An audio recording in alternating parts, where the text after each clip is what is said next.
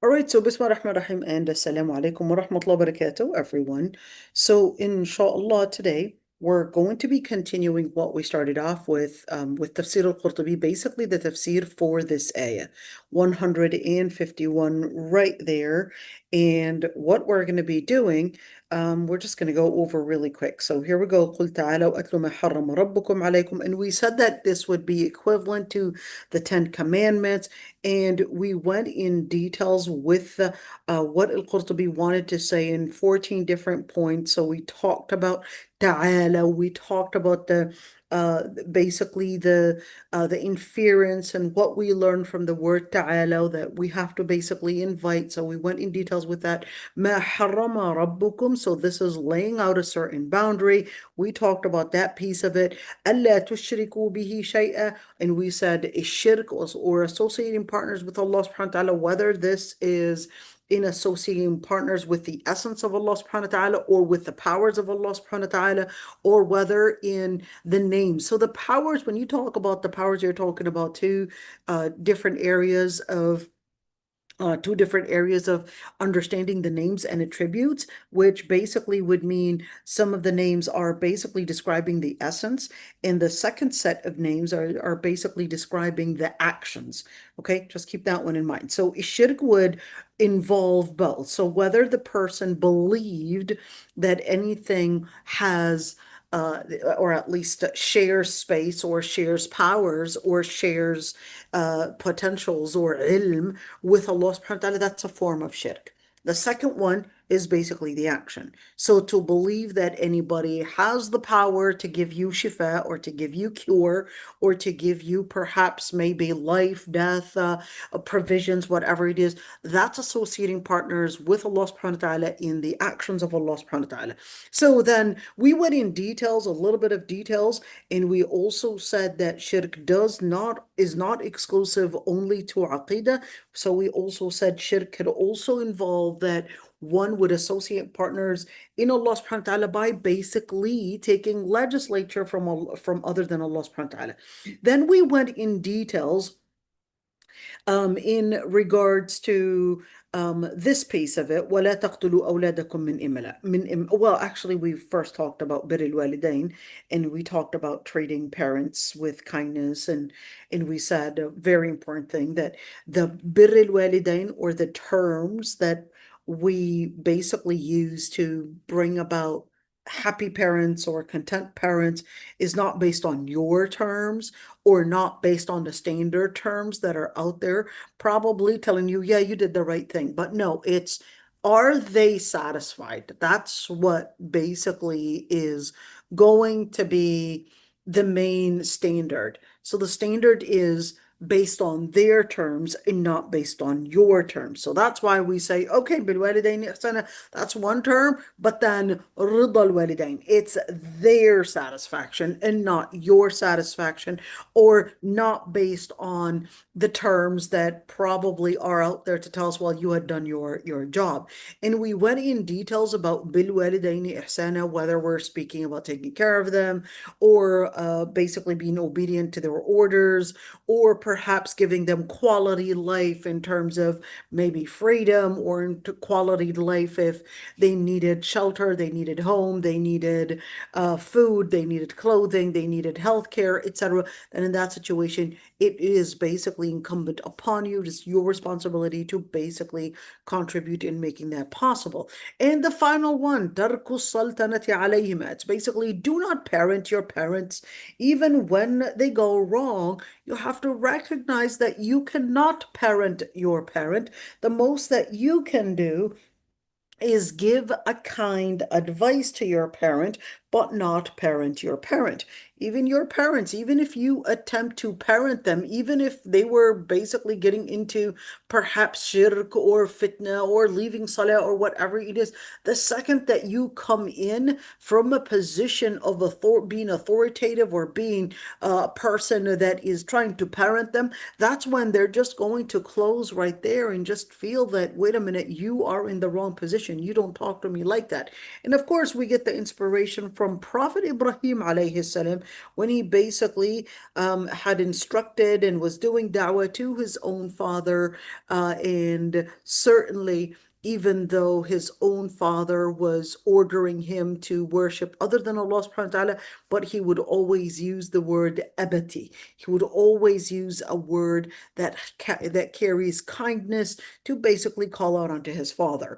And point five, we went into وَلَا تَقْتُلُوا أَوْلَادَكُمْ, do not kill your children. And then we went in details with contraceptives, the kinds of contraceptive. We also talked about abortion as well, because we were basically questioning how far and what is the parameter of وَلَا تَقْتُلُوا أَوْلَادَكُمْ مِنْ إِمْلَاقٍ. Like, if I basically prevented pregnancy using withdrawal, for example, is that considered a form of abortion? Is that considered a form of killing my own kids? Or is that not considered so until basically a pregnancy actually happens? And when we consider that basically the beginning of pregnancy, does that happen before the implantation, or does that happen after? When is the start of pregnancy really happening? Is it from the time of fertility, or is it from the time of even before pregnancy actually happens? In other words, the sperm meets the egg, or is it when the sperm meets the egg and then the implantation happens? Is that when it is? And that's when we basically talked about these definitions in their vision, in their definition of what actually defines killing your own children, and when the real start is. And that's even when we speak about abortion. Do we talk about abortion happening at the first 120 days, or are we talking about even before that, even though, for example, we're speaking about 6 weeks of pregnancy or 8 weeks of pregnancy? Right now, they could do an ultrasound and actually see a heartbeat even way before 120 days. So they could see a heartbeat. Does that heartbeat actually make that person or that baby or that basically fertilized baby right there, does that mean that this is a human being? Or does the, let's call it the description of being a human being, therefore nafs, okay, does that start at 120 days once the soul is blown in it, or is that even before? How do we actually see those stages basically happening? And I did do a whole video on abortion before, so I'm not going to get into that, but just wanted to let you see, I guess, the parameters that scholars had debated and discussed basically this topic, and how they would say, one, the beginning of, let's say, human creation. Is it from the fertilized sperm and egg, or are we talking about implantation, or are we talking about once the soul is being blown, or are we even talking about perhaps that this child, even after the soul is blown, that what if there were deformities? Is it at all permissible to abort this pregnancy?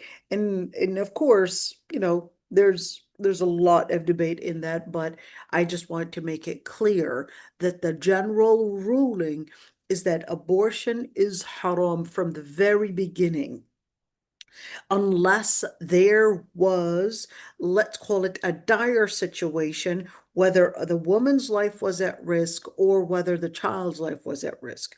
So in general, the default ruling is that abortion is haram, and it would only be permissible in exceptional cases. And therefore, these exceptional cases are not, I personally do not make a fatwa whatsoever, even though I thoroughly studied the fiqh of abortion and thoroughly studied all of that.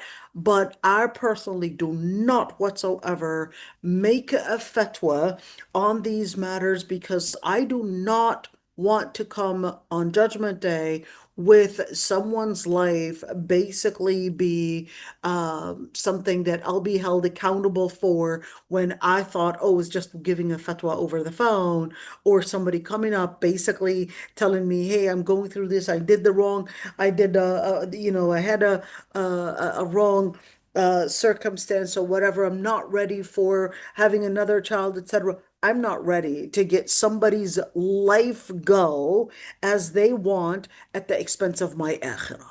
Simple as that. Not at the expense of my akhirah. For me to come up on Judgment Day and basically, have this person say, well, you killed me just for a fatwa that I had given. Absolutely not. I do not give fatwa on abortion whatsoever, because to me, the last thing I would want is to have somebody's life basically be under my responsibility whatsoever. Even though I would know the ruling, but I'm like, absolutely not. I'm not going to basically get that far. Okay, having that being said, I would like to say, ladies, before you make any personal fatwa or any personal study on your own, remember this is actually involving somebody's life on Judgment Day. This can be coming at your basically your place of accountability, and Allah subhanahu wa ta'ala is asking you, you've got a life right there that you are responsible for. You had killed someone right there. And definitely, ladies, be careful. I know your friends, or probably, your sisters, whatever friends, they would come to you and tell you that, oh, I can't handle this, and all of these different stories, but then you don't get past the scholars' responsibility and note basically on these fatawas, and let them answer these cases. Do not give on your own fatawas that, yeah, I went on Google and basically said that, yes, it's permissible to do an abortion before 120. It's like, not too fast. This is only in extreme cases, and not just, oh, well, I'm not ready. I wasn't expecting this. This isn't necessarily something that I feel that, fully prepared for, etc. That at the end of the day is that you giving this advice, you can call it an advice, but the truth of the matter is that you just gave a fatwa right there that you had supported perhaps the killing of someone. Definitely got to be really careful, even with that advice that you might give somebody. Got to be really careful, because it can be coming to you on Judgment Day. Yes, certainly it may feel and it may sound like you're supporting somebody's life and happiness and all of that, but guess what? Are you really going to ruin your akhirah for somebody's perhaps mistake or happiness in this life? Well, salam and salam, like you chose to perhaps, I don't know, get into this path. Why am I going to pay the price for it? And what kind of a price? My akhirah, or your akhirah. Okay. All right. So then we left off right. Oh, we also talked about this portion of it. Qala Malik, we talked about withdraw basically about al-hurra, but I forgot to talk about the word al-hurra right there. So the opposite of al-hurra, what do we mean by al-hurra? Al-hurra basically means a woman that is not a bondswoman. Okay. So that's the opposite of milk al-yamin.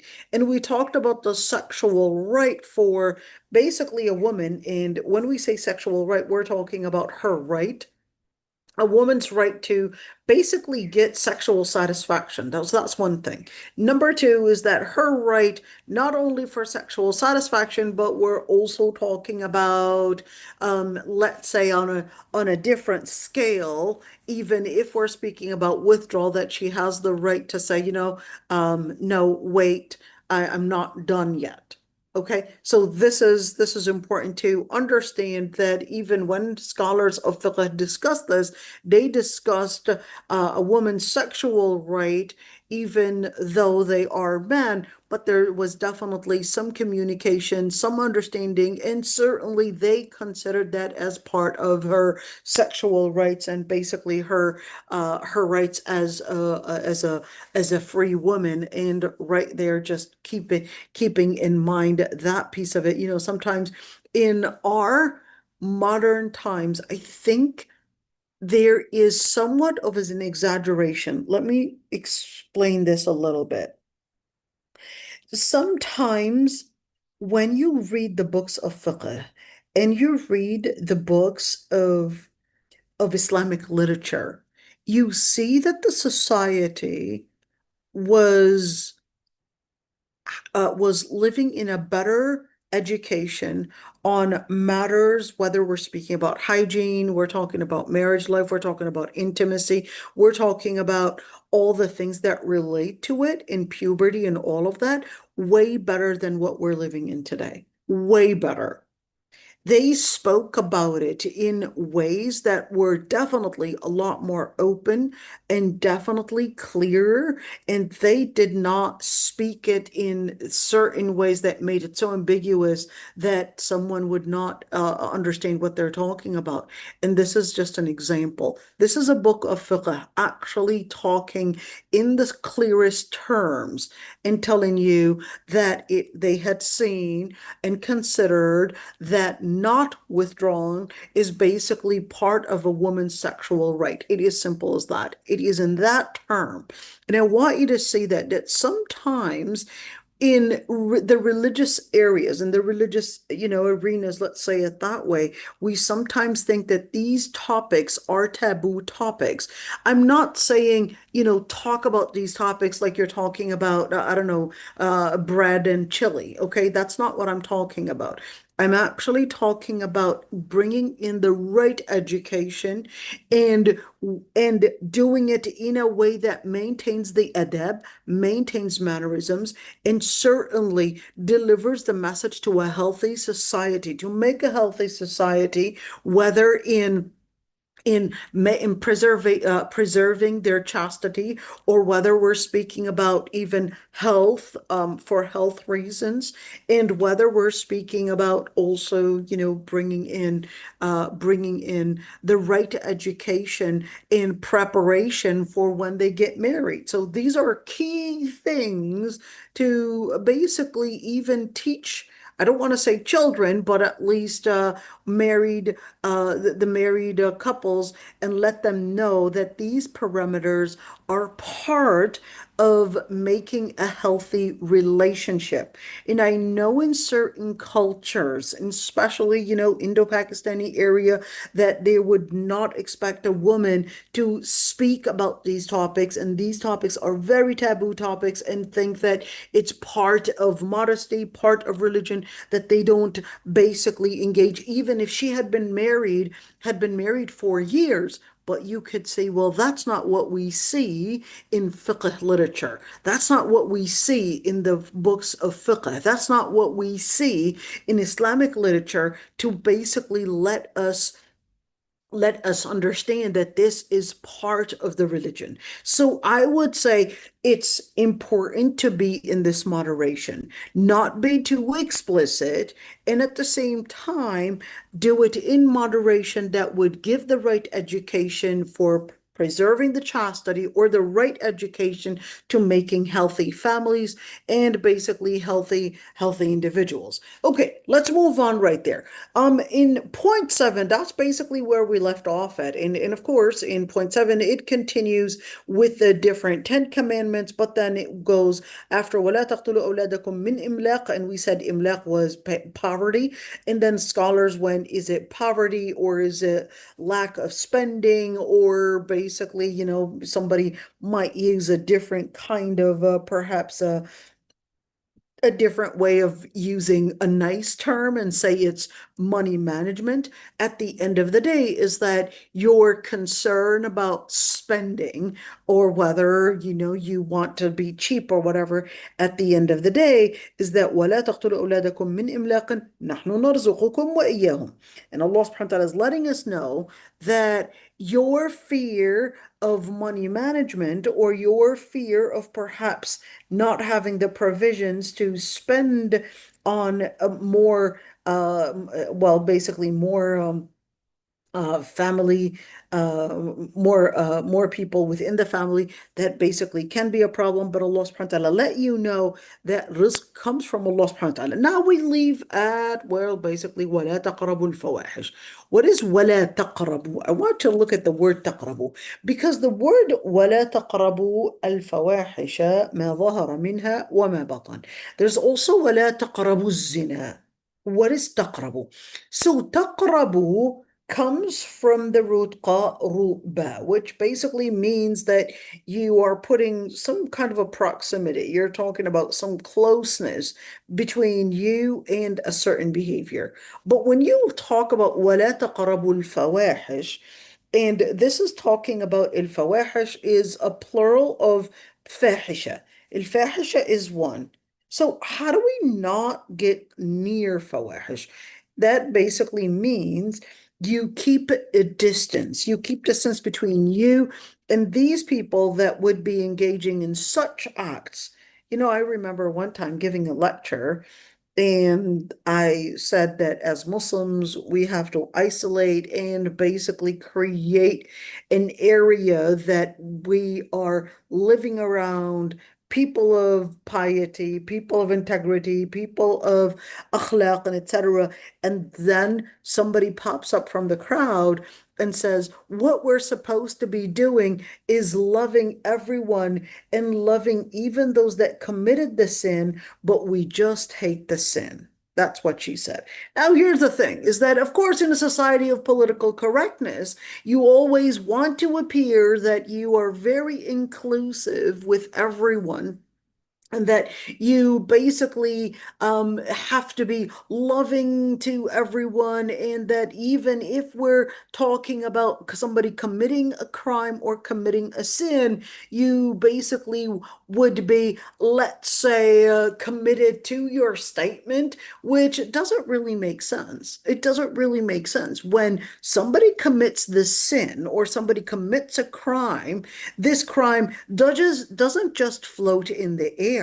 This crime was done by that person, and therefore this person is right now associated with the crime. When we want to punish this criminal, we don't put the crime in jail, but we say, well, you committed the crime, you are a factor of this crime, then therefore it is your will that basically had pushed this crime to happening. It was your will, it was your act, you were the one that committed the crime. The crime didn't just, somehow get separated and basically, play out itself on in a specific area. This crime was done by you, and therefore we will punish the person that committed the crime, whether it's putting them in jail or making them do community services, or perhaps maybe, hey, if it's a serial killer, we might actually even go for the capital punishment. But it makes no sense to somehow, speak in political correctness. Sometimes there's an exaggeration on that political correctness because of that premise that, hey, everything is supposed to be within the area of relativism. And this is really dangerous, because in Islam, no, there's, that relativism. There are certain things that you have to call it for what it really is. You have to call it for what it really is. And this political correctness, in this relativism, really comes and stems from the idea of atheism, that there's no such thing as truth or justice, and that all of that really comes as plagiarized from other religions, and that there's no objective truth and or objective morality, and that it's basically just our own selves, basically selective, and trying to figure out a way way how to live in harmony with one another. But the truth of the matter, to the postmodern slash atheist believer, there's actually no real definition for justice and truth. It's just, hey, as long as you don't get caught and you get carried, you basically manage to get away with it. Well, good for you, but not in Islam. It will come back to you, and not in Islam. There's a definition for truth, there's a definition for justice, there's a definition for akhlaq, and all this political correctness type of rhetoric is just nothing but hypocritical. This is extremely important to mention. This is all hypocritical in Islam, and therefore we have to be really careful in how we demonstrate and how we sit within basically these groups, because many times we may adopt this culture without us realizing, being in fear to stand out and appearing like somehow we are not inclusive, we are not respectful of other people's visions, not respectful of other people's choices, or not respectful of other people. So we use political correctness, but not in Islam. But in Islam, name things for what they really are, because Islam does not want you to be hypocritical. And that's why Allah subhanahu wa ta'ala says, وَلَا تَقْرَبُوا الْفَوَاحِشِ, named it by its real name and not a political correctness name in order to be inclusive. And he said, do not approach, do not get near al-fawahish. So this is talking about people that commit al-fawahish. Fawahish don't just happen on their own. So this is another way of giving us the inference. Don't get near these people that practice these types of behaviors, which basically is al-fawahish. What is al-fahisha? Al-fahisha is, there are two meanings to it. Number one, al-fawahish are generally sins. So if somebody is committing sins, then that's the person that you don't want to basically put and fit in within your circle. Because the second that your circle of friends becomes people that carry these contaminants, why did you say contaminants? So we said contaminants because the ayah goes in further details and says ما ظهر منها وما بطن. So we're talking about al-fawahish, and the ayah basically says, well, there are two kinds of fawahish, there are two kinds of sins. There are these kinds of sins that are, one, displayed in public, or perhaps things that we outwardly know that this is a sin that is being committed right there. And there's ma batan, it's basically on the inside. Perhaps this kind of immoral activity was not necessarily displayed publicly, or at least we may not be aware of it. So that's ma batan. So when you look at al-fawahish, the second meaning is that it is more exclusive. Okay. In other words, we're speaking about this one is more comprehensive to say, well, the first meaning for al-fawahish is that this is talking about all these different sins that can be practiced. So if we're talking about drinking, that's a fahisha. We're talking about flirting with, haram, with a non-spouse, that's a fahisha. We're talking about using bad words, that's a fahisha. We're talking about gambling, fahisha. All of that is fahisha. But there is another explanation which is actually more exclusive. In considering, if this is talking about is-su'i wal-fahsha, that's usually more exclusive to speaking about illicit behavior when we're speaking about zina in particular. When it comes in the Quran as a su'i wal fahsha, the first thing you want to think of is basically right there that this is referring to zina. But when it uses the word al-fawahish, remember that it can be one, the particular al, and it can be the exclusive al. Okay. Oh, sorry, the inclusive al and the exclusive al. So here, al-fawahish, this is based on the context. This would be the inclusive al. So basically including all the different kinds of sins. And that's why it basically had emphasized that it is the inclusive al when it said, well, what I mean by that is the covert and the overt, basically different sins that may be practiced. Now, here's one thing. Al-Qurtubi wanted to go further, and he said, well, let me explain what the different scholars of tafsir had to say in regards to the explanation of, well, what is ma dhahara minha wa ma batan? What is it really referring to? So then he goes and he says, well, as for the word ma dhahara, when you look at the word the and ha, ra, this is talking about something that appears, something that basically becomes available to people's information, or at least something that is done in public, or etc. So here, this is basically right there. He said, well, this is inclusive to all the different sins, but ma batan is basically what is done within the heart in terms of a sin. And this is extremely important. And look at this. And he said, وظهر وبطن حالتان تستوفيان أقسام ما جعلت له من الأشياء. Sorry, ما جعلت له من الأشياء. And he said, if we're talking about sins that are ظاهرة, things that are basically that are explicit, that are done publicly. That's basically outwardly, publicly, outwardly, all of that. That's ma dhahara. And batana is inner sin. And Al-Qurtubi wanted to say, well, it's basically to let us know that this is inclusive to all the different kinds of sins that may be practiced. And just keep that one in mind. Well, wait a minute. One thing that Al-Qurtubi probably didn't go in detail. I mean, I didn't understand because he didn't want to include everything within his book.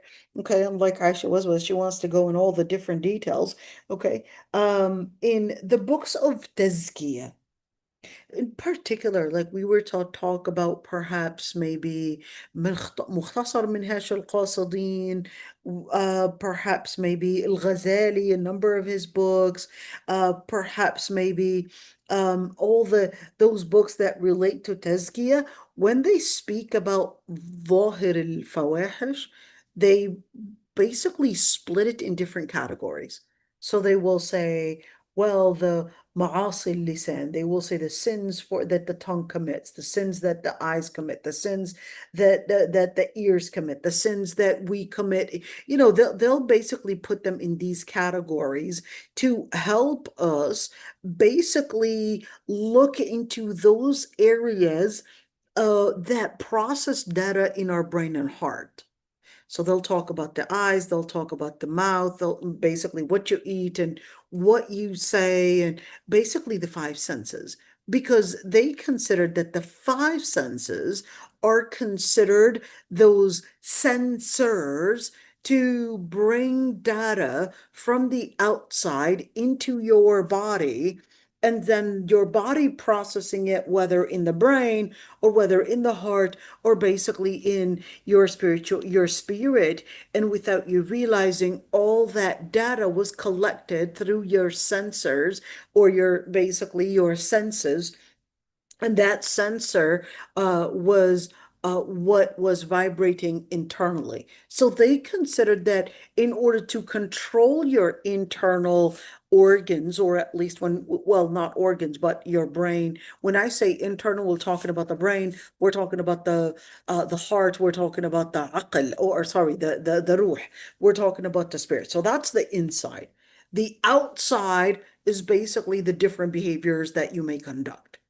So the scholars of Tazkiyah, they'll basically tell you to train yourself in order to control what is in the on the inside, that you need to control, and it's a lot easier to control on what's basically external. So you would be able to control your حلاوة الإيمان يجدها في قلبه. You're able to control the beauty of Iman, not by, yeah, well, let me here maximize the level of Iman by somehow hitting a button. And yeah, there you go. I'm feeling that high Iman right there. It doesn't go like that. So how do I work this out? So the Prophet ﷺ was teaching us, well, you need to, for example, lower your gaze. If you lower your gaze, you're seeing less of this dunya, whether we're speaking about, the scholars would then go in all these different details about, well, what should you lower your gaze on? Is it just haram things, or is it even dunya?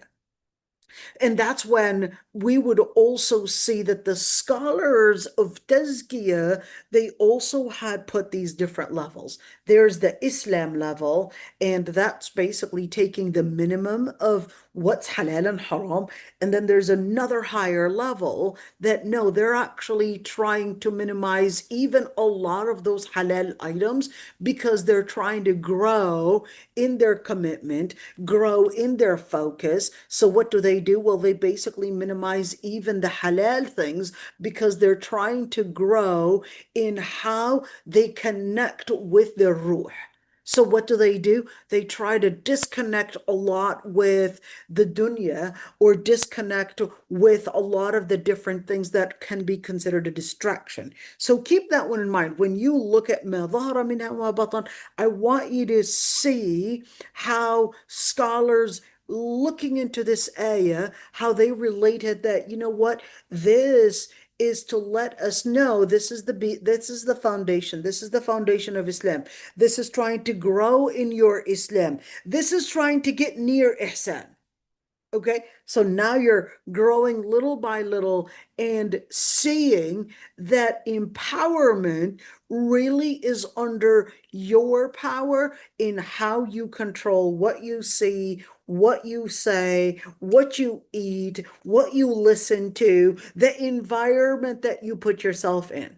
So this is وَلَا تَقْرَبُوا الْفَوَاحِشِ. So if you want to control your faith, you need to basically control the friends that you are surrounding yourself with. You need to be selective in how you choose your friends. You need to be selective in what kind of conversations you're basically engaging in. You need to be selective in what you see. You need to be selective in what you're listening to. You need to be selective in what you eat and how much you eat and all of that. So the more selective you are and you consider that, you know what, this is the limit. I don't want to get into the limit, just let's call it the basics, but I'm trying to grow. So Allah subhanahu wa ta'ala tells you, okay, so you're trying to grow. So I want you to start. لا تقربوا الفواحش ما ظهر منها. But why did it say ما ظهر منها before ما بطن منها? Even though what actually happens on the inside has a bigger impact and a bigger influence on what is on the outside, because you're capable of controlling what's on the outside more than what you're more than your capability in controlling what's on the inside. So in other words, I'm capable of saying, I'm not going to eat this, or I'm not going to, let's say, drink this, or probably look at this, or probably, isolate myself from certain bad friends. It's a lot easier. But then on the inside, perhaps certain feelings that I might have towards somebody, maybe a certain feeling that I'm envying somebody, or perhaps a feeling that I'm hating somebody, or maybe a feeling of liking a certain sin or wanting to do it, but then I'm basically doing my own jihad to not do it. But on the inside, yes, there's some desire to get into doing that. Okay, that's mal batan. It's a lot harder to control what's on the inside, even though it comes with, it's like a glance. It comes in. Sometimes it depends on that person. The more addicted that person is, the stronger this force or this, let's call it this demand that you would see on the inside. It really depends on how close and how addicted and how often you basically engage in that, and that will grow and enforce that ma batana sin, that inner sin. So in order to control that internal sin, you want to control the external sin, whether in it's keeping distance from different people that engage in haram, or whether it's in keeping distance from the area itself. The area itself. So if you know, for example, this area is an area, perhaps a casino, yeah, perhaps maybe they might serve the best cheesecake or whatever it is, but this is an area of fahisha. You don't belong there. Because the second that you approach that area, without you realizing, there's going to be this gravity that will pull you little by little towards you first normalizing this sin. That's how it starts. You first normalize it. You first normalize it by hearing people talking about it frequently, and perhaps later on seeing and just accepting it that, hey, people are basically doing these kinds of acts, and you just become so normal with it, and you just start accepting it little by little, and then later on maybe making an occasional relationship with this sin, and perhaps occasionally trying it, occasionally talking about it. And certainly I forgot to or I skipped one of these transitions is basically laughing and engaging with it. That's normalization. That's a very dangerous step. When Allah subhanahu wa ta'ala even called it, He said, you shouldn't be sitting with these people, because the second that you sit with them, then you are part of them. And the Prophet ﷺ said, "Man kathara sawada qawmin fahuwa minhum." You add a number to a certain group of people, you are basically part of these people. They're all, I don't know, drinking, or they're probably maybe all together just making jokes about hijabis, or making jokes about niqabis, or making jokes about then, hey, you're still sitting down instead of defending the sunnah, instead of defending what the Prophet ﷺ had instructed, and you're just laughing about it. Well, you had just added a number to that. You are part of these kind of people. And that type of normalization, that stage of engaging and not even feeling on the inside that you're not comfortable, and that you are supposed to be in defense of Allah subhanahu wa ta'ala, or of Quran or Sunnah, or Salihin, or Salihin. Even laughing about a Salihin is a form of hypocrisy. Remember in Surah Tawbah, we're going to get there inshallah. Even laughing about a Salihin, laughing about their beards, or laughing about the way they would basically defend Islam, or etc., or probably being activist, or niqabis, etc. Well, you just right there, you had separated yourself from these Salihin groups, and you had basically considered yourself as part of these munafiqeen. إنكم إذا مثلهم. Then you are like them, Allah subhanahu wa ta'ala basically said. Okay, so when we say وَلَا تَقْرَبُوا الْفَوَاحِشِ, that's to let us know that there's a certain distance that you have to carry in order to control what is on the inside. Okay, let's continue. وَلَا تَقْتُلُوا النَّفْسَ الَّتِي حَرَّمَ اللَّهُ إِلَّا بِالْحَقِّ. And do not kill the soul that Allah subhanahu wa ta'ala had prohibited.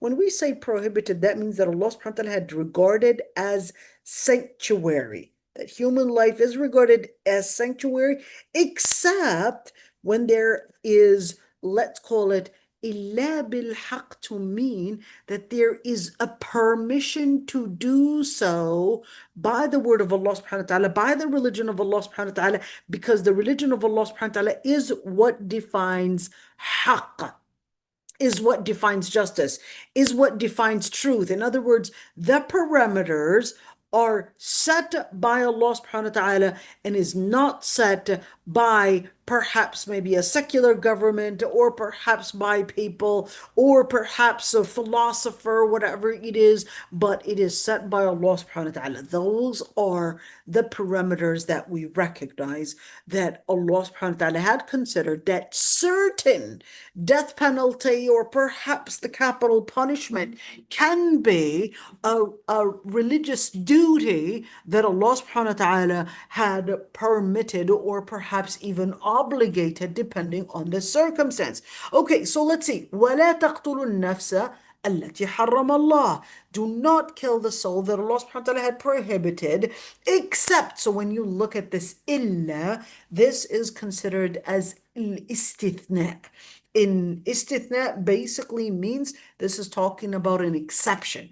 Those cases that would be considered as exceptions, that Allah subhanahu wa ta'ala was the one to consider them as exceptions and not us. Okay, so when you look at an-nafs, is this talking about inclusive or exclusive? This is exclusive. This is exclusive to basically human life. It's exactly like when you say, well, in nafs, here, لِتَعْرِيفِ الْجِنْ. So this is talking about human life, basically regarded as sacred, exactly the way that Allah subhanahu wa ta'ala had said, إِنَّ الْإِنسَانَ خُلِقَ هَلُوعًا, to basically make it exclusive. This is talking about human beings, basically created with the instinct, with a drive to be halua.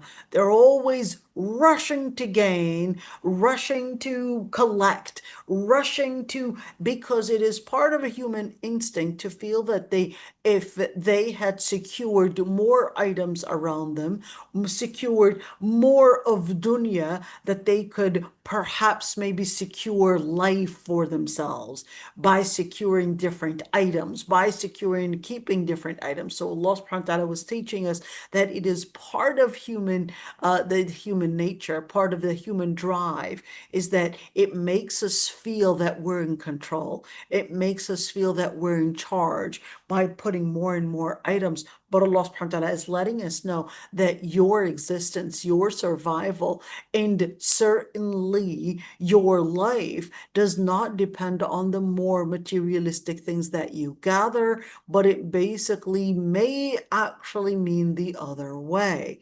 So you might think that by eating that you're containing all the food to basically keep you strong and alive. But the truth of the matter is that the more you put in, the more likely you are to develop perhaps diabetes, high blood pressure, cholesterol, and certainly heart problems. The list goes on and on. And therefore, just when you thought that that made you contain more, it's actually making you shrink in your life expectancy, longevity. It's making you shrink even in your intelligence, because your brain is now, of course, the skull is basically, a limited space. And once you put a lot of fat, stored fat in it, it basically starts shrinking your brain as well. So just when you thought that, that was being smart, the truth of the matter is that you're actually shrinking the quality of life and basically what is keeping you strong. And without you realizing, you're basically living the same paradigm that Allah subhanahu wa ta'ala created the world in. So therefore, to reduce the different items, and let's call it, the dieting not only in eating and drinking, but also to give up. That's why we do zakah. We give up on wealth. We give up and we donate, etc. All of that. Why? Because it's to give you the quality of life in seeing value.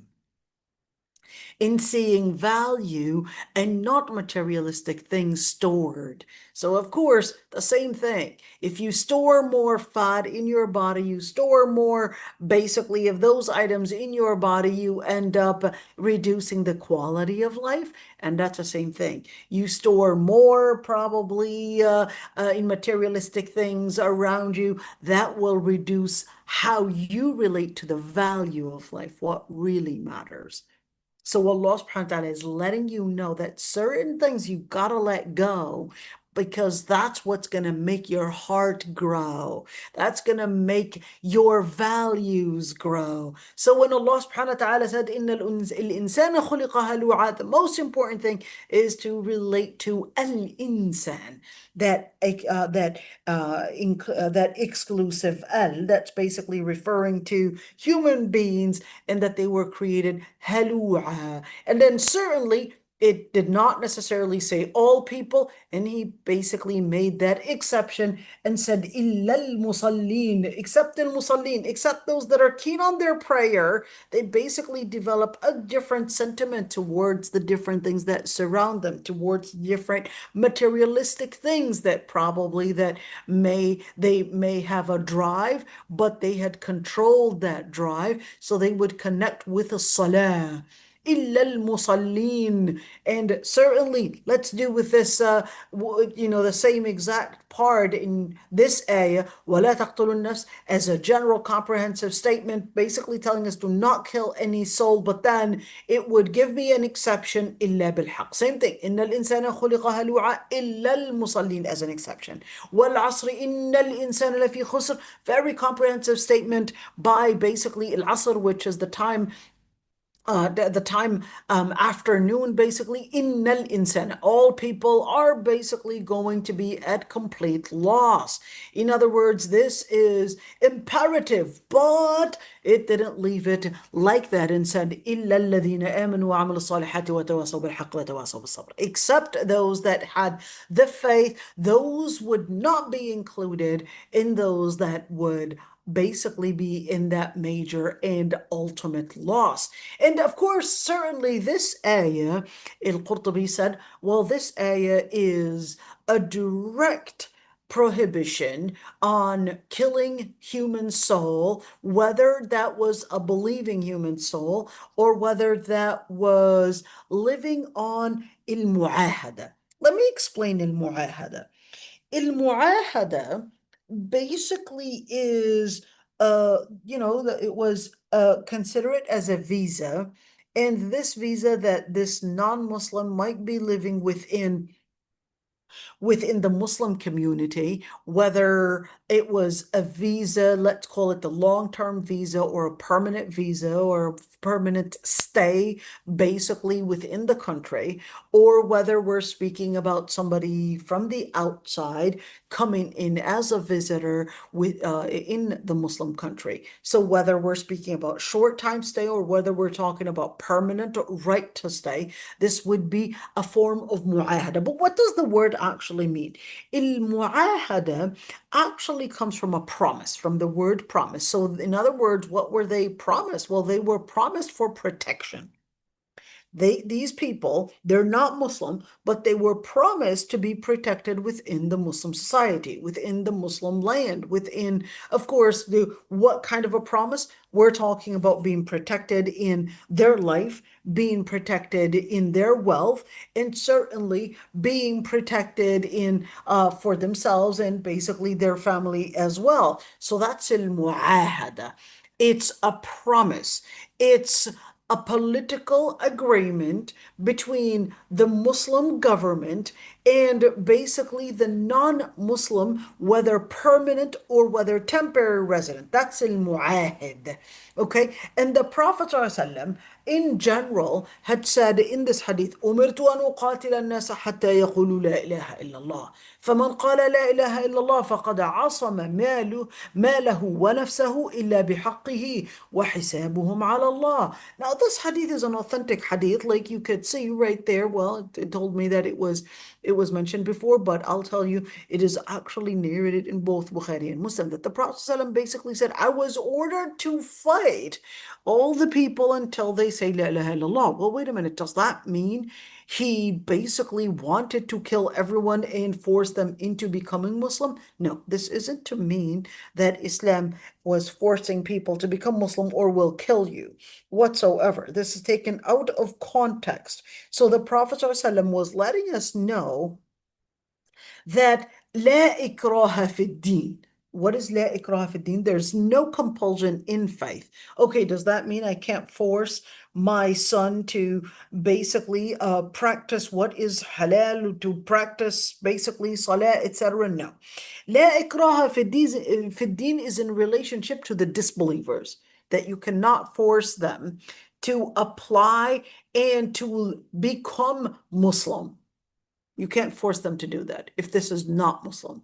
But if this is a Muslim person, yes, we do have the power, or at least we do have the responsibility as a government or as a person of power or authority within the household, for example, to say, listen, I want you to get up and pray dhuhr, or I want you basically to wear hijab, or etc. Yes, it is mandated, and if it is within my authority to mandate a certain law or a certain rule, or even I have the responsibility to say, listen, there is no alcohol or no smoking in this house, or perhaps maybe you are mandated to wear hijab, for example, if it's his daughter, etc.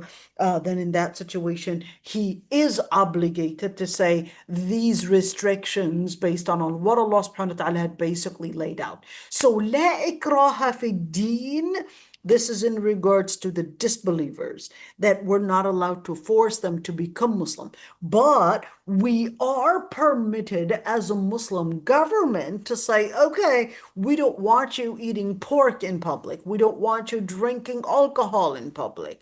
We want you to abide by certain Islamic regulations, perhaps maybe not to the level of wearing hijab like with all the conditions, but I'm expecting you, since you are within the borders of a Muslim country, I expect you to carry out certain adab, certain mannerisms in how you would dress in public, how you would behave in public, even though you didn't consider that these would apply to you, but at least in public you have to respect basically the rule of law, which is Islam right there. Okay, so حتى يقولوا لا إله إلا الله, until they would say لا إله إلا الله. This is, of course, in terms of Islam basically being in power. Whoever says Allah لا إله إلا الله, then in that situation, Allah subhanahu wa ta'ala had made their wealth, their life,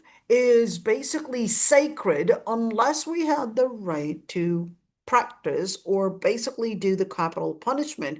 And then at the end, Allah subhanahu wa ta'ala will hold them for the rest. So here's the thing.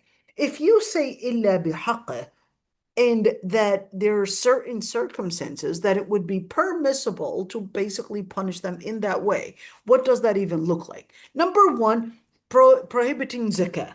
When we know the story of Bakr as-Siddiq, when Abu Bakr as-Siddiq had fought al-Murtaddeen, those that had left paying zakah. They didn't leave Islam, by the way, they just left paying zakah. And Abu Bakr as-Siddiq fought them in the Battle of Al-Yamama, and certainly the leader for those people was Musaylam al-Kadhab.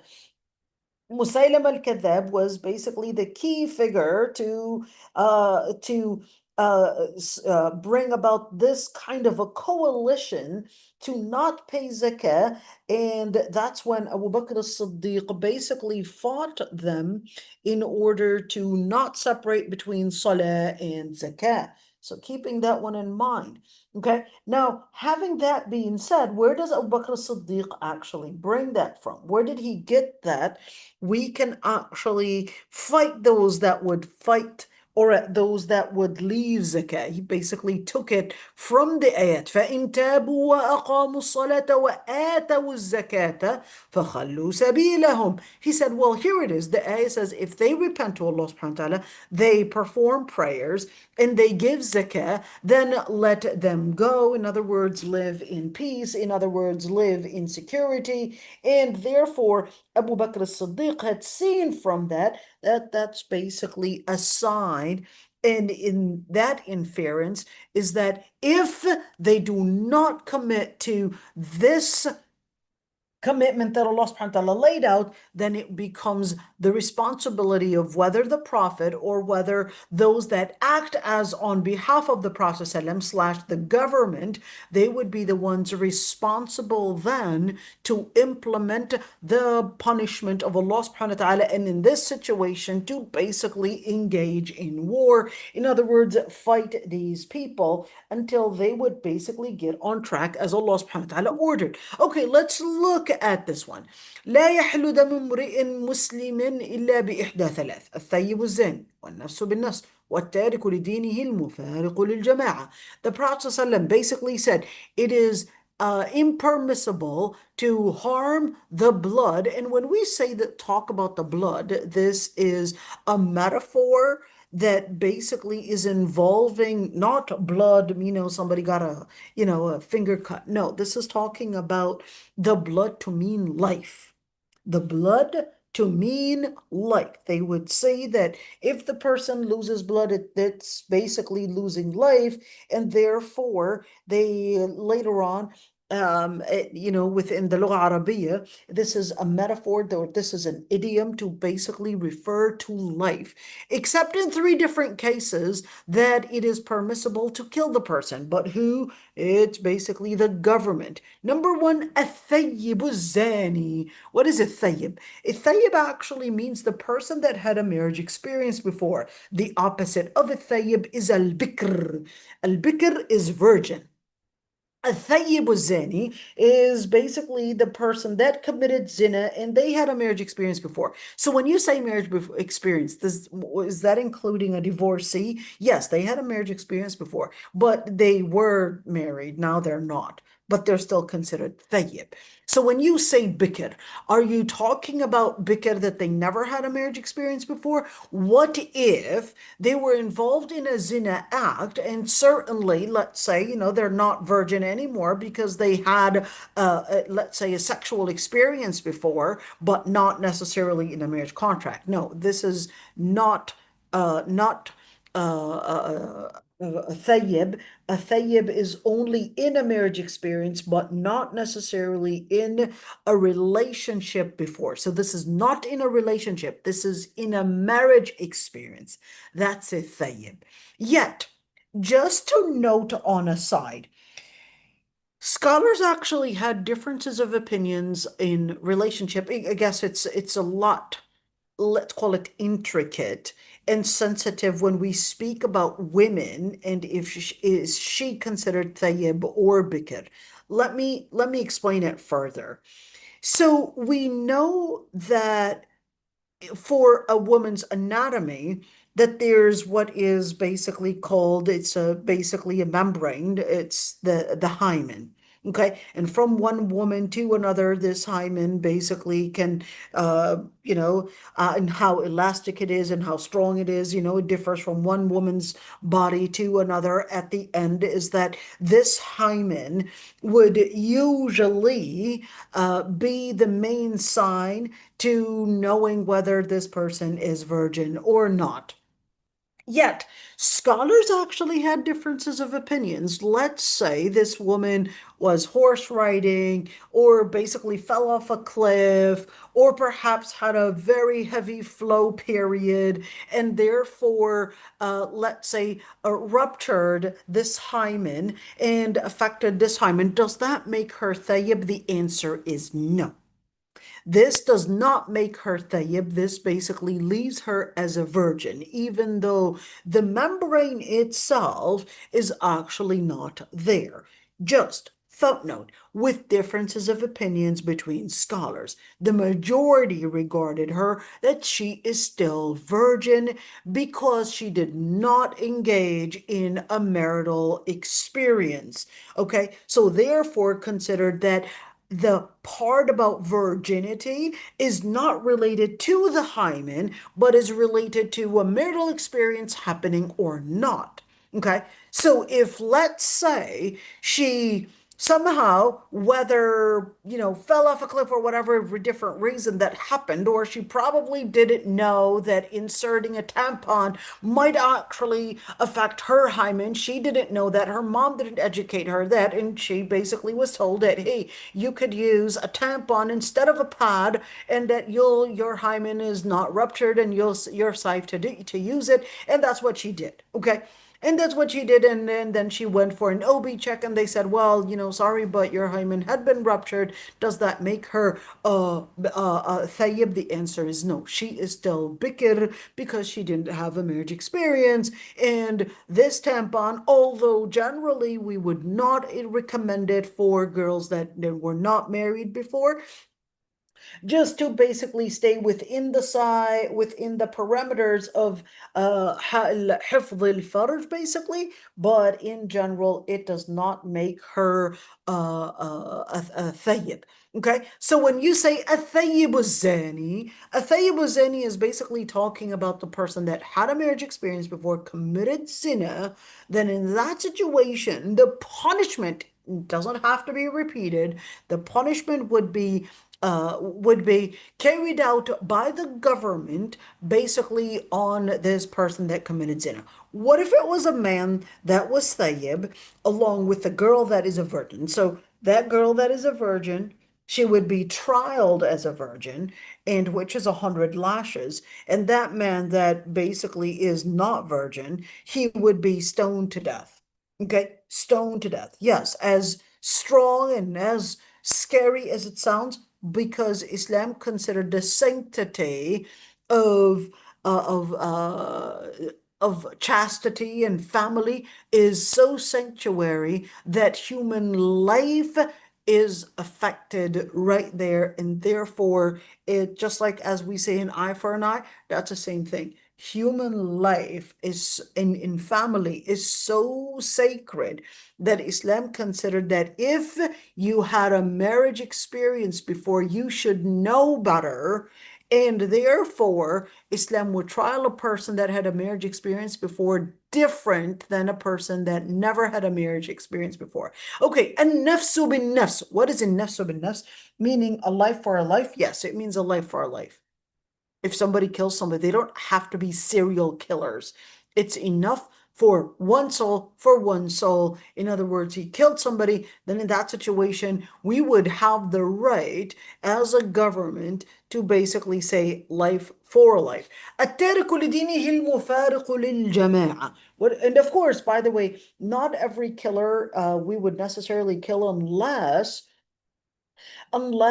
the family basically of the person that was the victim basically uh, wanted to, perhaps instead of the execution for that person, they said, we'll take a deal, we'll take the blood money instead, or we'll forgive. Okay, let's see. التارك لدينه المفارق للجماعة, the one that leaves their religion and basically مفارق للجماعة, leaves basically the group of the Muslims. That's right there going to be a form of leaving the religion. And but wait a minute, so why not just give them freedom of faith? Why can't they just be free to leave the religion if they want to leave and stay within the religion? Why is it once they leave, then we're going to say, you know what, you cannot leave. If you're within the perimeter of faith, then you cannot leave, and then we'll basically, as a government, then execute. Now, here's one thing.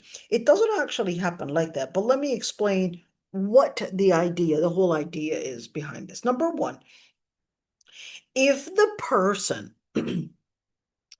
was, oh, let me start it out like this. Every single government basically is based on a certain ideology.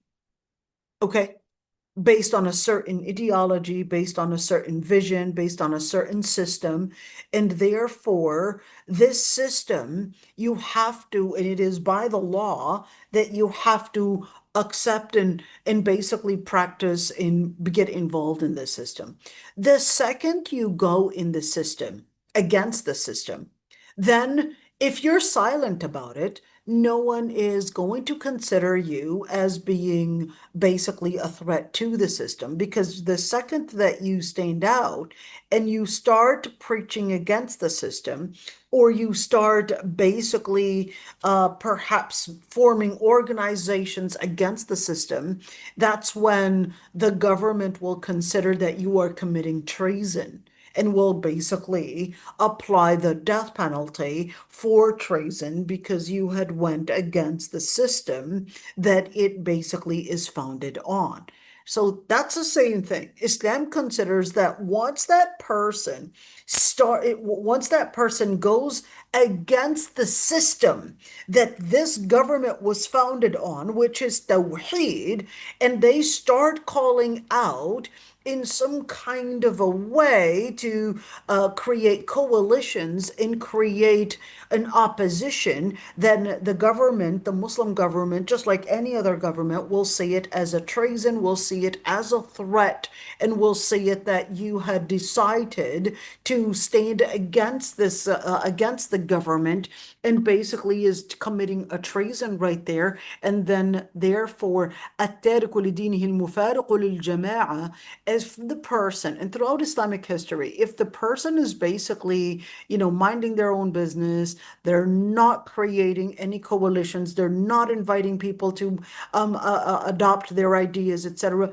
Pretty much the Muslim government will leave these people and not investigate, will not even do al-istitaba, unless this person is starting to indoctrinate and tell people about their ideas and trying to proselytize their ideas. Then we're going to say this is a threat to the Muslim government's existence, and certainly the government is going to then intervene and say, well, this is right there, treason right before our eyes. We need to get involved, and then the government will get involved and do what is called al-istitaba. What is al-istitaba? Al-istitaba basically means that there would be scholars to explain or at least see where the problem of misunderstanding is, and where the misconception basically lied, and then of course the scholars would give them some number of days to explain, to answer their questions.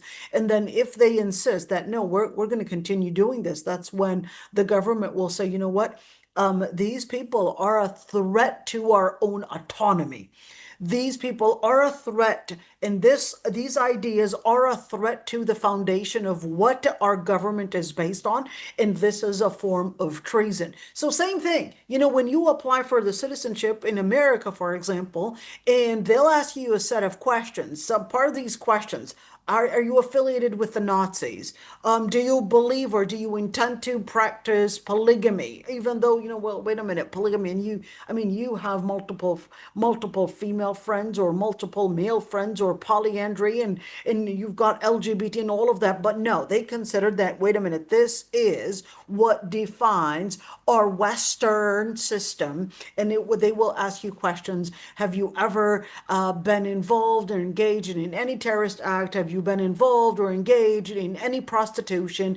Do you intend to somehow get involved in any Nazi and all of the, because they consider that, wait a minute, there is what defines an American culture, what defines basically a certain trace of what this country was founded on. And the second that you answer yes for any of these, even though, we may consider, for example, polygamy as personal preference, because, hey, you considered that LGBT was personal preference. How come polygamy wasn't personal preference? I mean, in that sense, you're getting out even Prophet Sulaiman. Yes, you consider him King Solomon, and you consider that based on your Old Testament that he had 700 concubines. But if Prophet Solomon Sulaiman alayhi salam was existent, he probably would not even pass for for the citizenship, I guess, because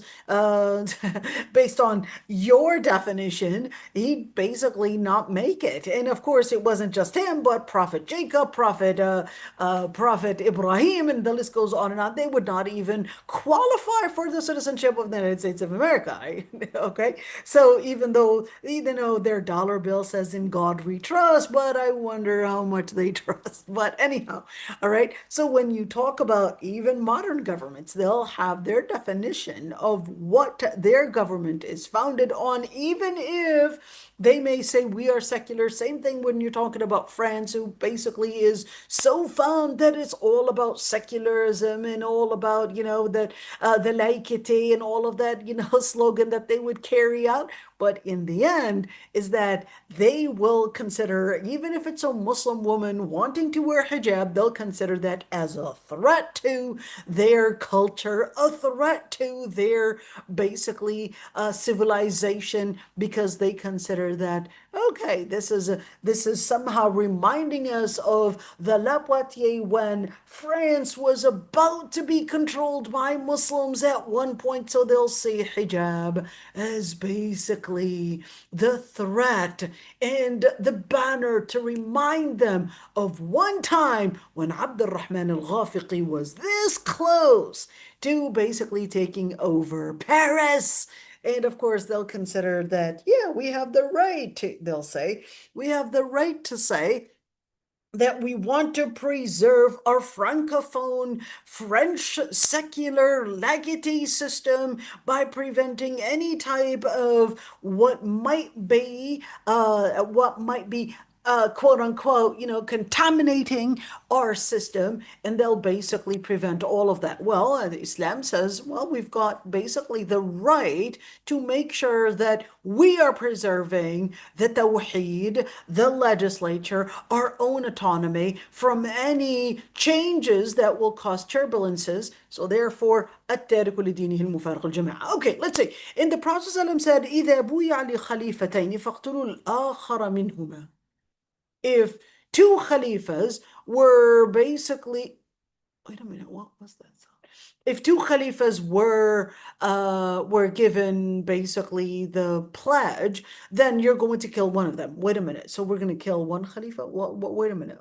I thought he was a Muslim life. Why are we killing him?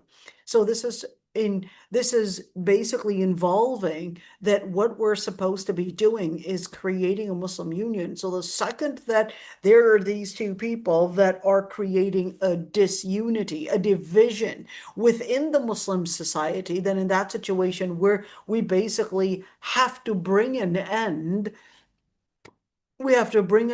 to the division within the society, even if that means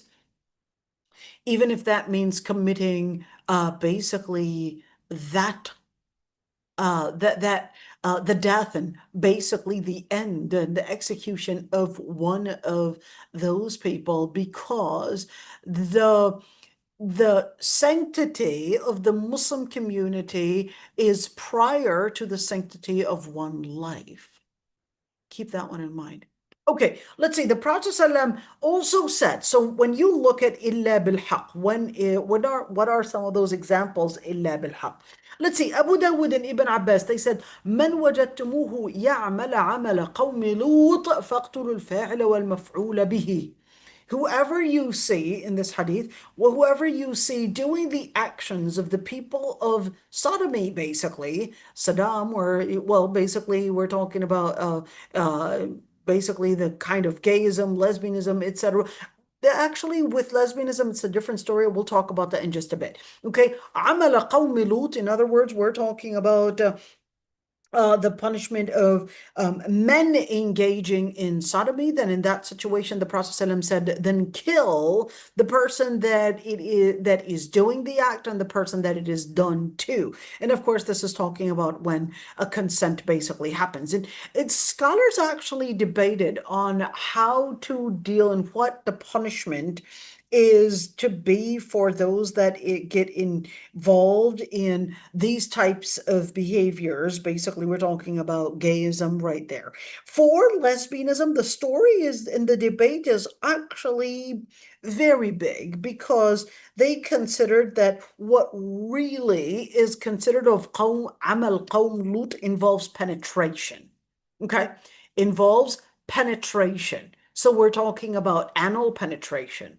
But in lesbianism, the story is different because they considered that that is suhaq, or at least that it is involving bodily contact, but there is no penetration in, of course, women to women, and therefore they considered that, usually majority of the scholars considered that that women, if they were to engage in lesbianism, that it would be ta'zir, that it would be ta'zir. In other words, it can involve a punishment, but that's for the qadi to determine.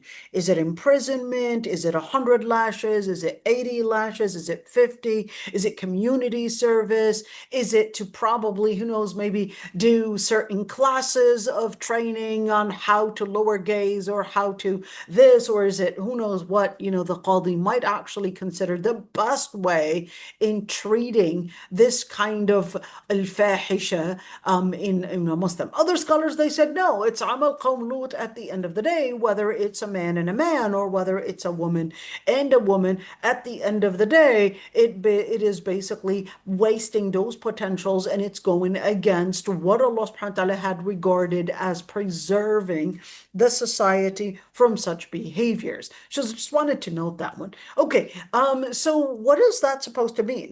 This is basically just letting us know at least that capital punishment is also to be basically implemented on those that do the act. But then scholars actually had, just a note, scholars actually had differences of opinions, but to be honest, there's no direct hadith, no direct authentic hadith on what the punishment looks like.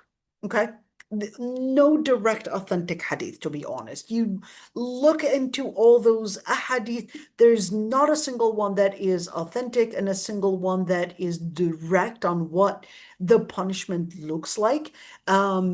And how the punishment is done. Is it thrown out of a high cliff, or is it just like a zina punishment, or what really is it? There is this huge debate, and really none of it stands on strong evidence, but that doesn't leave out that capital punishment is basically the method. But of course, then they'll get into this debate. Well, what does that look like? Is there istitaba? Is there something that we would involve? Is there shak? Is there all of that? That's a different thing. Just keeping in mind when we're speaking about criminal punishment, okay? In Islam, in order for somebody to be considered as committing a crime, they have to have, one, reached the age of puberty, two, had been aware of that rule, and three, were not coerced. So if they were forced into an act, or if they were too young and they didn't know that that was wrong, or whether we're speaking about perhaps maybe too young and under the age of puberty, then in that situation, or probably in an area there where there was no education, then in that situation, that would be basically that area of putting in their benefit in order to prevent them from getting punished for it, because one of these areas we definitely need to scrutinize to make sure that they are also sane and basically full state of mind. Because if this person is not in their full state of mind and probably was abused, molested by someone else, and because they didn't know that that was wrong, maybe they had Down syndrome, and this adult person abused this or molested this person, even though they reach the age of puberty, but this is a person that has Down syndrome, so they don't really know what's going on. They don't even know that this is wrong. Then in that situation, they would not be punished for this sin. Okay, let's see. The other exception, إلا بالحق, is doing what is called المحاربة. What is المحاربة? المحاربة is actually coming from this ayah. إنما جزاء الذين يحاربون الله ورسوله ويسعون في الأرض فسادا أن يقتلوا. Okay, what does that mean? That the punishment for those that would wage a war on Allah and His Messenger and spread different destruction, or at least we're talking about destruction, or what is the other word for it? So kind of like terrorizing people, that they would be killed. Well, so we're killing, why are we killing them? What does that mean in muharaba? Okay, let me explain it. Al-muharaba is to put someone's life and threaten someone's life and put their life at risk, whether we're speaking about life or whether we're speaking about partial life. So what does that mean? Somebody coming in and basically telling you, give me your money, or else I'll chop your hand off. Okay, this is an example. Or I'll chop your hand off. This is part life. Or give me all your money or I'll shoot you. This is muharaba. So to threaten someone with their life, or at least with probably even their items, if you don't give me, let's say, your money, or if you don't surrender to me, and etc., then I'll burn down your car, whatever, something like that. Then in that situation, that's muharaba. Or perhaps maybe coming in and putting the gun at this girl's head and basically saying, well, if you don't surrender to me and allow me to rape you, then what I'm going to do is I'm going to kill you. Then that's muharaba. Okay, and this muharaba is basically punishable by the capital punishment in Islam, but it isn't any kind of a capital punishment. Not at all. It isn't just, hey, put them in the gas chamber. No, no, no. This isn't like that. This actually involves a number of different types of tortures depending on what was done. So it can involve, before we even punish them, can involve amputating their right leg and amputating their left arm, or amputating their left arm and their right leg, whatever it is, in order to basically be a good example for others. Because when we're speaking about, yes, I mean, isn't that so brutal? Isn't that so scary to even see? Absolutely, it's so scary to see. There's no question about that. But because Islam regarded that people's security is extremely sacred, that's why Islam will say, well, wait a minute, for those that would harm people's security, people's peace, people's justice, then in that situation, we as a government are going to get involved and basically make sure that these people are punished for this act, to teach others a lesson and to basically make sure that we maintain the security, the peace within the society, and make sure that no one is terrorized and threatened for their life, or for their ird, or for their mental health, or for this, or for their property, and end up basically terrorizing people that way. So a person comes in and basically says, he goes into a bank, hey, give me the money and all the cash registers, or else, I'll shoot you, and takes a hostage, etc. That's al-muharaba. That's al-muharaba. And trust me, if these basically, these criminals, they basically knew that this was the punishment, they'll definitely second think and make a second thought about engaging in such actions.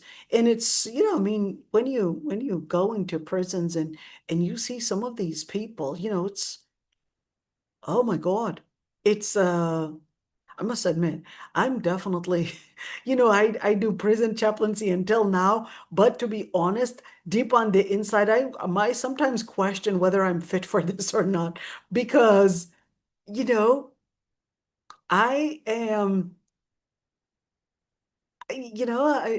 alhamdulillah, I lived in a home. My father and mother were there. Father and mother both, trying to raise me well and trying to do the best and etc.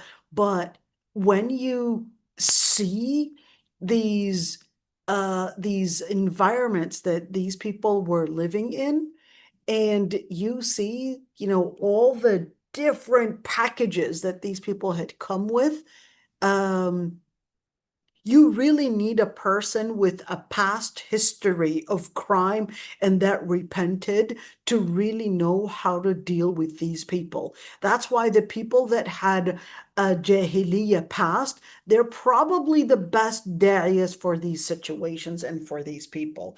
Definitely not a person that lived all her life, between books and in a family that was, trying to protect their daughters, and a family that was trying to protect their deen, and doesn't really, okay, yeah, I'm familiar with what they do, but really needs a person that lived this jahiliyyah to know all these in ways, all these entrances, on all these exits, to really get deep into their mindset. But I'm not going to quit, at the end of the day, معذرة إلى ربكم ولعلهم يتقون. Okay, let's see. وإن طائفتان من المؤمنين اقتتلوا, if two groups of believers they engage in a battle in this type of division, Allah subhanahu wa ta'ala basically had said, فَأَصْلِحُوا بَيْنَهُمَا. Then you're going to try to bring about reconciliation. If one of them insists that they want to basically fight the other, then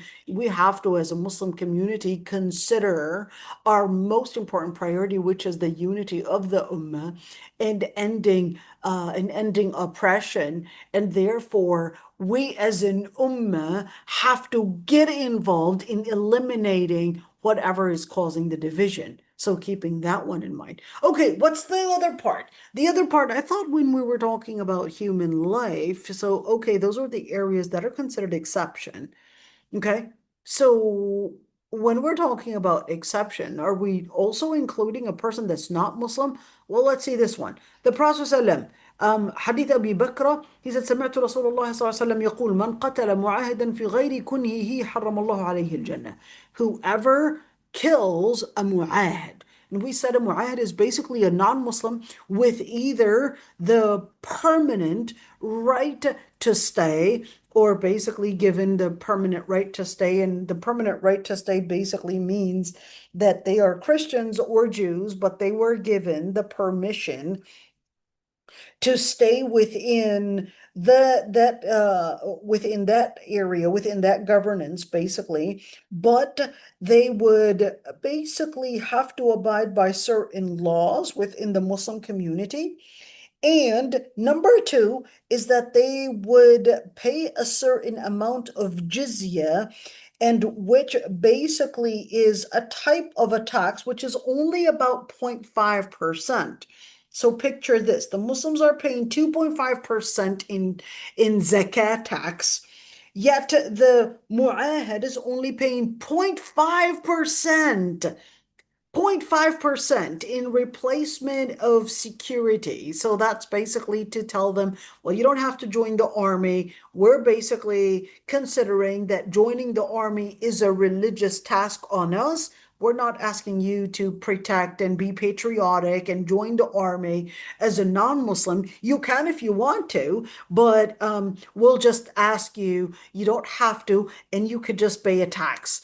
And this tax is just 0.5% of your income. Basically, if you are capable of being a combat, but then if you're not capable of being a combat, whether due to a disability or due to perhaps old age, or you're a woman, or you're a child, then in that situation, we're not gonna charge you a tax in replacement for you not being able to join the army, but we're only talking about combatants, or those that would be capable of being combatants. They would be qualified to join the army. So those would be the ones to basically pay 0.5%.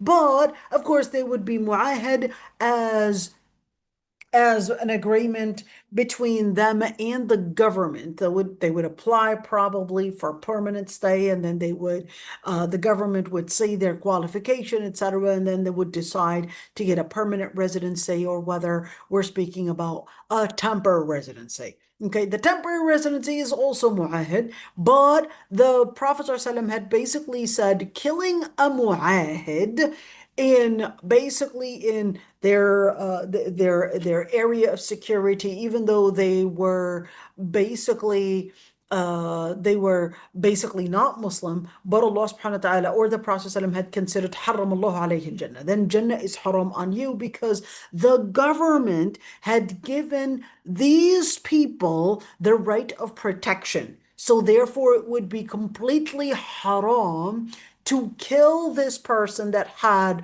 been given by the government a permanent protection or a temporary protection until, of course, the end of their visa. So, and the Prophet ﷺ basically said, Haram Allah alayhi Jannah, even though he's not Muslim.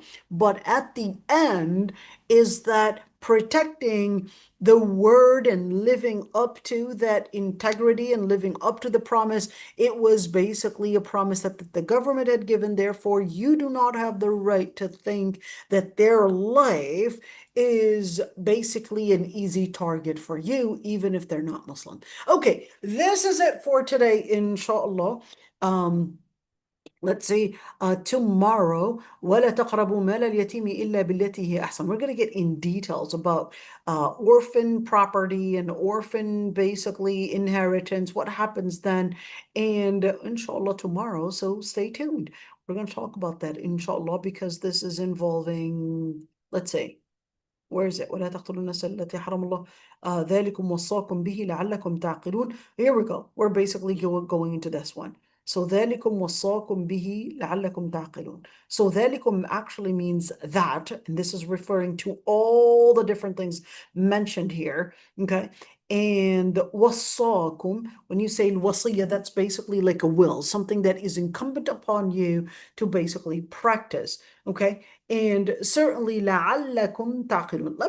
Let me perhaps get to the point 10 and just read the story. عثمان بن عفان أشرف على أصحابه فقال على ما تقتلوني فإني سمعت رسول الله صلى الله عليه وسلم يقول لا يحل دم امرئ مسلم إلا بإحدى ثلاث: رجل زنى بعد إحصانه فعليه الرجم، أو قتل عمدا فعليه القود، أو ارتد بعد إسلامه فعليه القتل. والله ما زنيت في جاهلية ولا إسلام، ولا قتلت أحدا فأقيد نفسي به، ولا ارتددت منذ أسلمت. إني أشهد أن لا إله إلا الله وأن محمدا عبده ورسوله. ذلكم الذي ذكرت لكم وصاكم به لعلكم تعقلون. Okay. So what is the story here? Uthman bin Affan, when those that attempted to assassinate, well, they basically did, eventually they did assassinate him. Okay. He said, why would you kill me? For I had heard the Prophet ﷺ say, it is not permissible to basically harm the life of any Muslim except with three different matters. Number one is a man committing zina after being married, and then they would basically be punished by stoning, or a person that killed someone else in basically a purpose killing. Then in that situation, عليه القود. القود is basically meaning that they would basically be killed as in capital punishment in response to the crime that they had committed, or they leave Islam after after being Muslim, basically. So then in that situation, they would be killed. And he said, by Allah, I had not committed adultery or fornication, not during the time of the pre-prophetic era, or in other words, time of Jahiliyyah, and not even during Islam. And I had never killed anybody and therefore be punished for their life, basically for the crime, or even had left Islam since I had become Muslim. For I bear witness that there is no God worthy of worship but Allah, and Muhammad ﷺ is basically his servant and his messenger. And those are ذلكم الذي ذكرت لكم وصاكم به لعلكم تعقلون. And those are the things that I had mentioned for you, are basically the things that Allah subhanahu wa ta'ala, in other words, had permitted you to practice, or at least, punish with the capital punishment. Other than that, then you cannot do that. That's basically Uthman bin Affan. So tomorrow, inshallah, we'll continue point number 10 and hopefully even point number 14. Let's see right there, 14 and okay. So we may get to point number 13 and 14. So we'll see. Stay tuned for tomorrow. We're going to get some more details on Ilyatim. Basically, Ilyatim is the person that had their father die. So we're going to talk about that, inshallah. All right. So any questions before we end? Let's see. The sister said, if a woman was never married but had an illicit relationship in the past, as is common in the West, would she be considered bikr, virgin, or thayyib in Islamic legal terminology? So technically, she's definitely not bikr. She's not virgin, technically. But Islamically, and on the marriage contract, yes, she would be considered virgin. Okay? Even though technically we know that, hey, she's had these numerous relationships and etc. So for sure, don't expect a hymen to be there. So technically, yes, she's not virgin, but Islamically, she would be considered virgin because she did not have a marriage relationship before. So I hope I answered that one. Any other questions, my friends? I know we went in a lot of details today, and it was very buttery.